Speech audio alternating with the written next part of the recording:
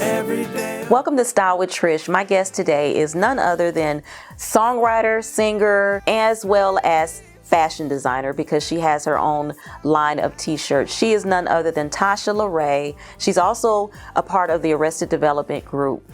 Cannot wait to share her journey and her story with you, so stay tuned. Every day a woman reigns.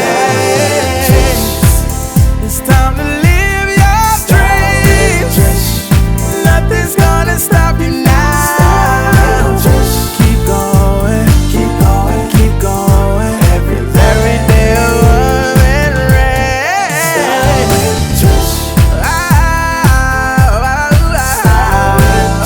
Every day a woman reigns. Welcome to Style with Trish. Today I'm sitting down with my absolute favorite jeweler, none other than Tasha LaRae. She's hanging out with us, and her hashtag is Tasha Made It. Is that right? That's it. She has a wealth of a resume. She is a professional singer, songwriter. She's an entrepreneur. We're going to really expound on that here on the show. But welcome to Style with Trish. Thank you so much for having me. You've been on every platform I've had, by the way. And they get fancy and fancier. Yes, ma'am. But I bring you on each time because I love just the essence and the journey of your life. You're one who, when we say a juggler that's juggling different things and different avenues in life, you are the perfect example of that. Thank you. But let's start with how you were introduced into the music. When did you start writing? When did you start singing? Don't say I came out the womb singing. I know, right? We all did. I know exactly. But yeah, how did you enter into the world of music and develop your songwriting skills? Gotcha. So being a songwriter, like that started when I was younger, of course. I was inspired by people around me and stuff. And I learned how to sing from my mom. Okay. I didn't believe that it was something that I could do. It wasn't anything I considered, like seriously, until I saw Sister Act 2. Oh, wow. And I watched Lauryn Hill. Yes. Her in that movie was absolutely brilliant for me, and it was a mind opener. So I got older, moved to Georgia, and really started pursuing a career in music. Had no idea what I was doing, but I wanted to try to write songs, and I just started making up words and made up melodies, and was like, I have no idea what I'm doing, but we're just gonna keep going till something sounds right. And then I started getting into the music scene in Georgia, singing background for other artists, going to open mics, stuff like that. And then just being in the right place at the right time. I was singing for an event, Speech, the co-founder of Arrested Development.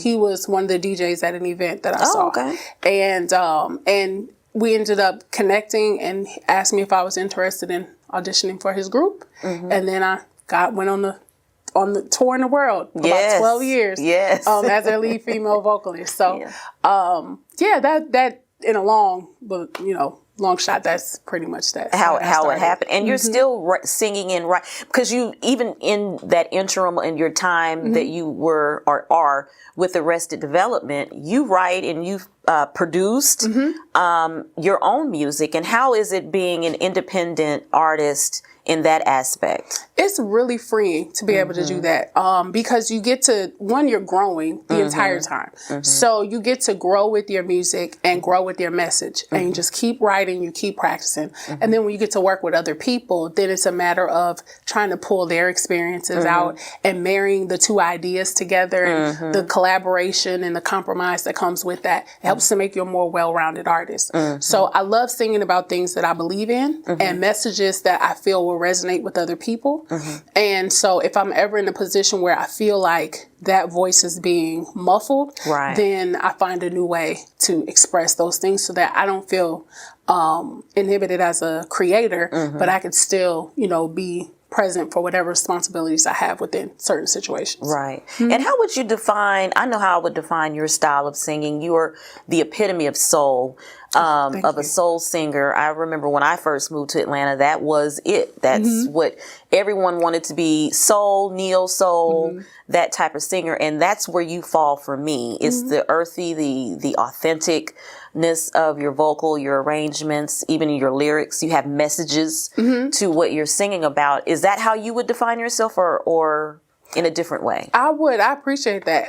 For a long time, I didn't know because I sang a lot of pop music. Okay. I also sang R&B and soul and gospel, and I never felt like I fit in one specific genre. But being able to bridge all those things together and then discovering house music, that just it made my whole life make sense. Yeah. But yeah, I would still consider myself a soul singer because I think no matter what genre I'm in, there's gonna be that element of soul that's there, and you just can't shake it. Yeah. So, And I forgot about house music. I'm from Indiana, Midwest. That's what we do is house music. And I forgot you dibbled and dabbled in that. oh yeah, just a little dibble. And it's funny because I'm sitting here thinking, I was like, we tend to go a little way back, and I'm remembering that I met two remarkable people before I met you, in hopes that I was going to meet you, and you weren't able to show up. But I was singing at an event in Nashville, Bobby Jones event, and Gareth, you were going to sing. Gareth was presenting a song he wrote, and you were going to sing it. And Gabby McGee, you couldn't make it, so Gabby McGee showed up. So I was able to meet them two prior to you, but I was tripping on myself to meet you. And when I did, it was just a great experience. We're going to take a really quick break, and when we come back, we're going to have more with Tasha LaRae. We'll be right back.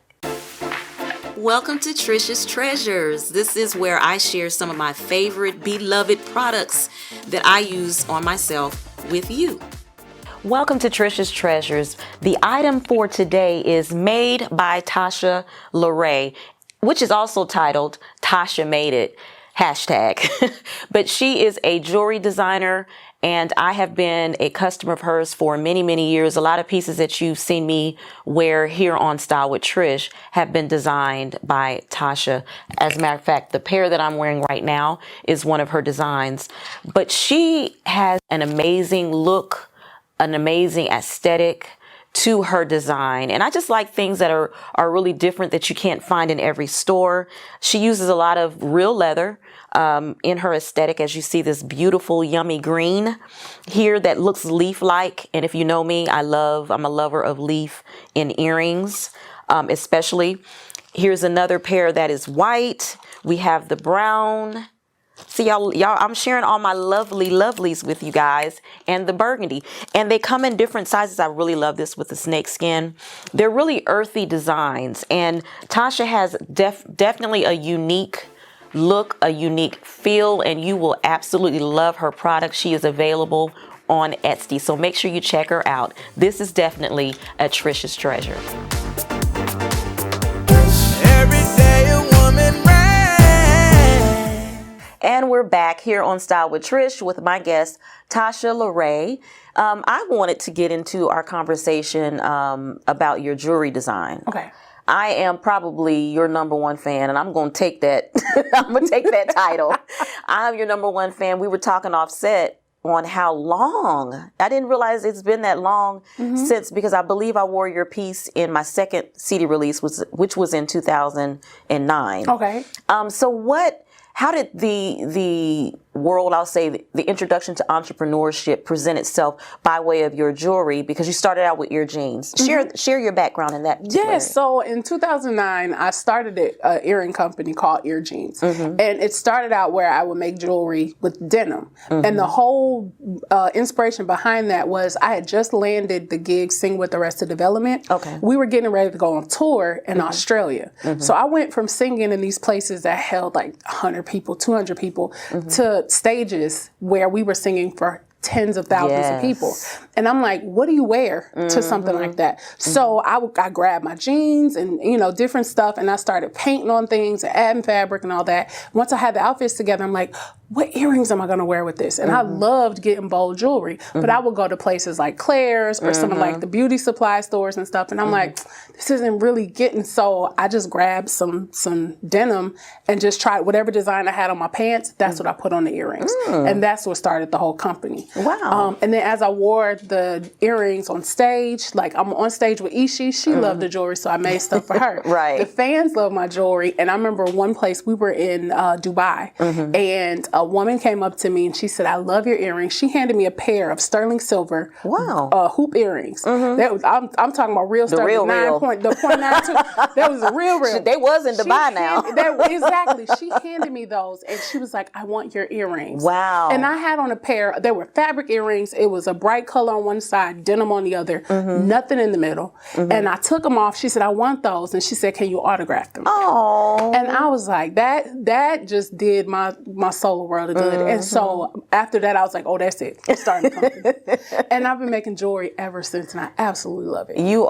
It's so funny how we trip ourselves into something that we didn't even realize, a talent and ability that we didn't realize happened. What I love about your jewelry is obviously the dynamic, the message, and it's a presence. It has a presence about it before you even open your mouth. It's a conversation piece because people are more times out of 10 going to say, "Oh my God, I love like the ones you rocking right now. I could just take them." Yes, I could just have those. I am also rocking a pair of yours.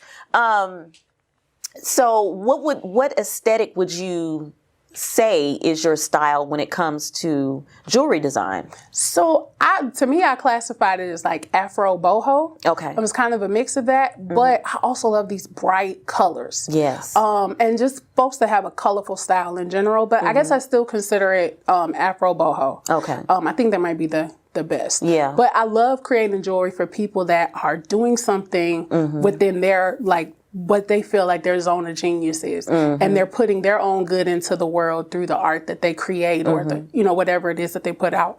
And so when I see women who are influential, such as yourself, and you're wearing my jewelry, it's like mission accomplished. Yes, girl, that's what I'm telling you. It makes it easy, and I will say this.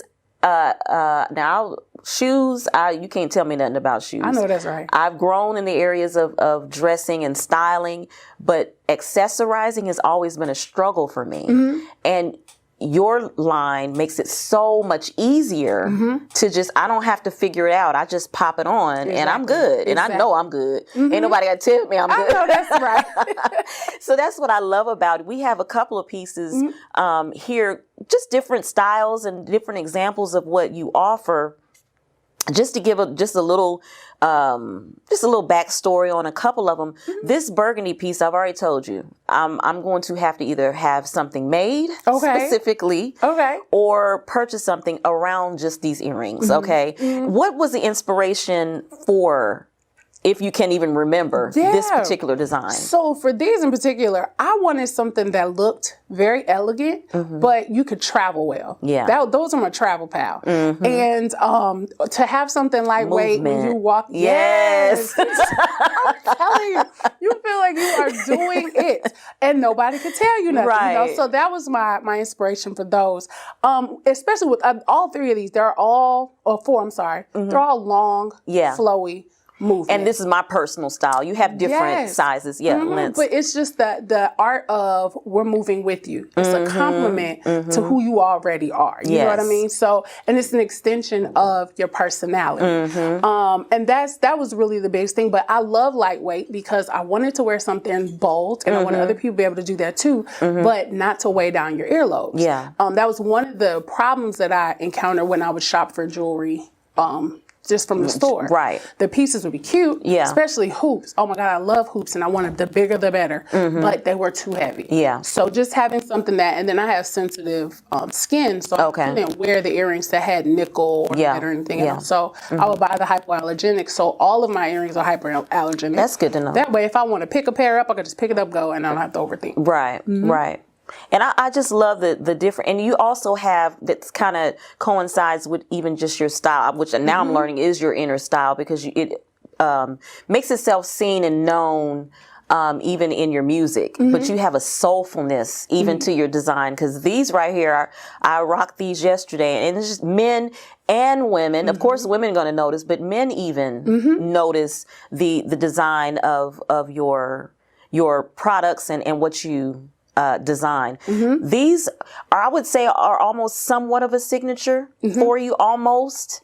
But you took them to another level here, ma'am. Yes, thank you. Thank you. So, and just to speak on the lightness, is the lightness, once you design them, do you try them on to see if they still maintain their lightness? Or is it just something you just are, because these are like, they could have some heaviness to them, but it really isn't. They don't. So when I choose the materials I work with, I feel that first. Okay. And if those things feel light, then I'll just keep moving forward. Okay. If I have to make some edits so that they're not so heavy, then I'll adjust. I try my hardest to keep everything light, even though I do know that there's some people who prefer heavier. Yeah. And that's fine for them. I just don't want to be the person to provide that. Yeah. So I just try my hardest. But if I have a pair, like I have a couple on my website now that they can be a little heavier, but they're still lightweight. Yeah. So I just try to make sure I over communicate that. But yeah, once they're done, I'll just do a little shimmy, little test, and then sometimes I'll put them on and just I'm like, okay, and doable. just to see, yeah.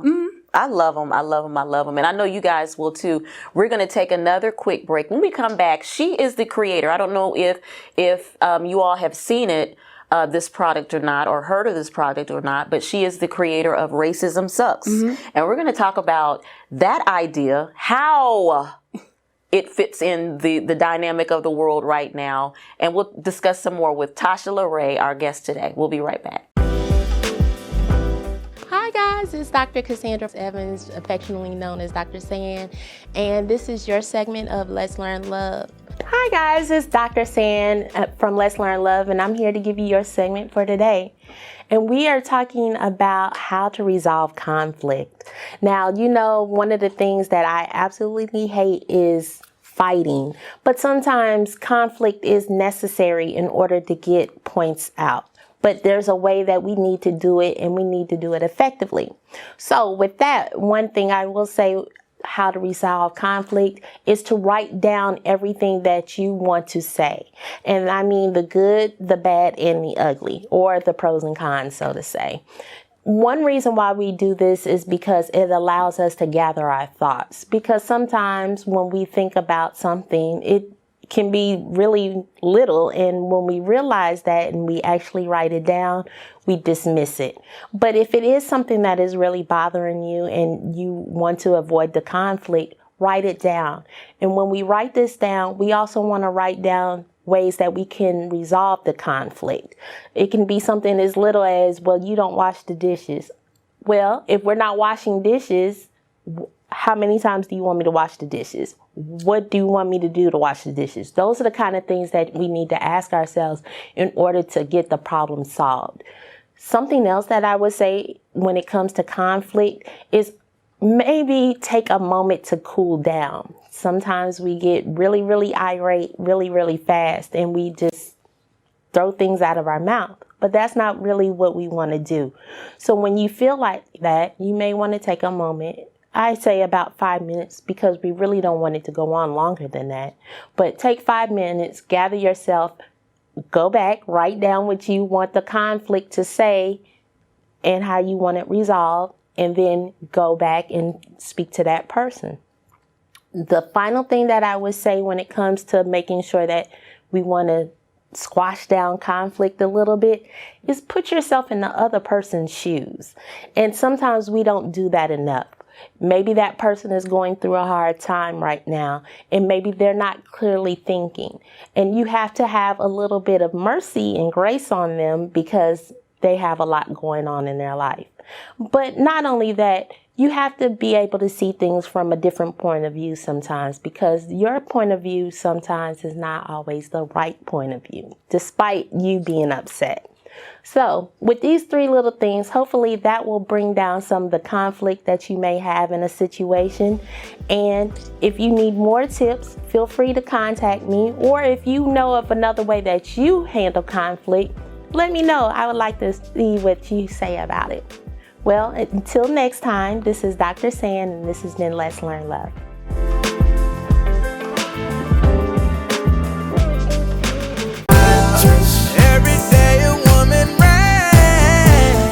Welcome back to Style with Trish. Again, I'm your host, Trish Standley, and we're continuing our conversation with Tasha LaRae. She is a singer, songwriter, entrepreneur, designer. Might as well throw that in there as well. But before the break, we talked about your racism sucks items, because it isn't more than just jeans. I've purchased. Girl, I didn't purchase so much from you. You have a little bit of I have the night dress, so racism sucks. I have 2 t-shirts, and I also have a mug, a coffee mug. How did that campaign begin? And we're going to talk about how funny it fell into relevancy here in a second. But the year that you created that and what inspired that? Yeah, so I started doing that. I want to say it was 2014 or 2012. I think it's 2014. But it was right around the time that we were really seeing a rise in police brutality in our communities, particularly against Black America. Period. Well, yes, Black and brown, and it was frustrating because at a certain point, it's like you can say all the things you want to say and try to yell it and scream it and everything, but it felt like the message wasn't being heard. Right. And so it just felt like we were helpless. Like we couldn't do anything to change it, no matter how many marches you went to or whatever. So I wanted to do something. I didn't know what. Most of the songwriters and singers that I admire from the 60s and the 70s, they spoke about what was happening at that time. Yeah. And so I was like, how can I create a song about racism that, one, isn't corny, because let's just be honest. Yes. They get corny. Yes. But something that really penetrated. So I was working with a team of songwriters, and we were coming up with different ideas and stuff. And we came up with a few, but it still didn't drive home what I was going for, and I wasn't sure. So long story short, I'm riding home from my writing session. I'm like, man, like racism really does suck. And those 2 words together don't cancel each other out. Right. To say the word sucks, like I've gotten all kind of criticism about this whole thing anyway, but to say that word is something that it expresses the frustration that you feel, and it's very simple. Yeah. It's a simple frustration. I don't know what else to do, but this is wrong. It just sucks. And so I wanted to at least wear that on a t-shirt. I was like, let me just make a t-shirt that I could wear this and put this on. And then I thought, well, maybe other people will want to wear it too. And that's how the whole movement got started. And since then, I've taken those shirts with me all around the world. At first, it was just one white t-shirt. You can just tell me what size you wanted, because I only have one color, one style, that's it. And then I started branching out. I added more colors and different styles of shirts and hoodies and all that stuff. And then different designs started to come. So I have other designs that further that message. And I've literally taken them all around the world. The only continent that shirt or that message isn't represented on is Antarctica. Wow. It's everywhere else. And I personally took it there. Yeah. You know, so, and that was through music. But then also being able to ship things worldwide and stuff. So there's something represented all over this world. Right. And it is so true in the essence of what it is and how it flowed even into, you know, the current climate. Now, I remember when I got my first tee, I was in a farmer's market here, and you know, it's all nationalities, and I don't know if everyone is not in Atlanta, so you don't know the farmer's market life here. And it was an older white gentleman was walking toward me, and you know, I don't even really think I knew what I had on. I knew what my t-shirt said, but it's like you would have on any other t-shirt. I didn't really think I would get a response. And he was walking toward me. I would say older than middle-aged white gentleman, and as soon as we crossed paths, he kind of elbowed me and he said, "Right on, sister." And then it made me, I'm like, at first I was like, what? Why is he saying this to me? Then I looked down, I said, oh. Right. And so to have just even that exchange, and that's the only exchange I've had, whether negative or positive, in wearing that, because I wear it everywhere. Gym, to work. I have my Racism Sucks on coffee mug on my desk at work. I love it. Yes. And so I've never had any negative or positive feedback. But one thing is for sure, whether a person reacts to you, it's a mind thing. It at least becomes a thought, even if it's in that moment. Exactly. And it really isn't. And I will get your opinion on this matter. I love that you put sucks on there, because for people who don't cuss, everybody say sucks. That Yes. sucks. So even if it. you're not a cusser, you can still wear it and still be Right, because okay. the alternative was going to be shocking all.